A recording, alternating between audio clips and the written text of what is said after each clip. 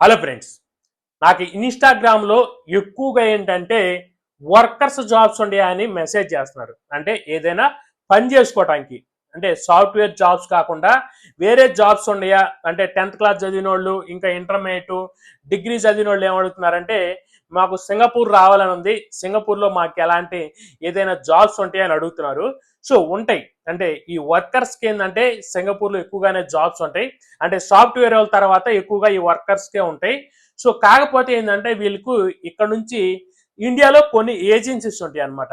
Original agencies అంటే కొన్ని ఏంటంటే ఫేక్ ఏజెన్సీస్ కూడా ఉంటాయి, కానీ వాళ్ళకి నమ్మొద్దు. ఒరిజినల్ ఏజెన్సీస్ ఏవైతే ఉంటాయో వాటికి కాంటాక్ట్ అవ్వండి.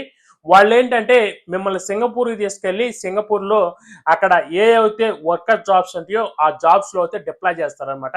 కాకపోతే ఏంటంటే ఈ జాబ్స్కి శాలరీస్ అనేది ఒక 60,000 నుంచి 2,00,000 దాకా ఉంటాయి. అంటే మీ ఖర్చులు బాను ఏంటంటే మీకు 60,000 వస్తే ఖర్చులు బాను ఒక 30,000-40,000 మిగులుతాయి.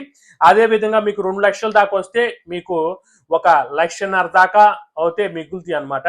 సో మీరు చెక్ చేసుకోవచ్చు. ఈ విధంగా మీరు ఏజెన్సీస్ కాంటాక్ట్ అయ్యి అలా జాబ్ తెచ్చుకోండి.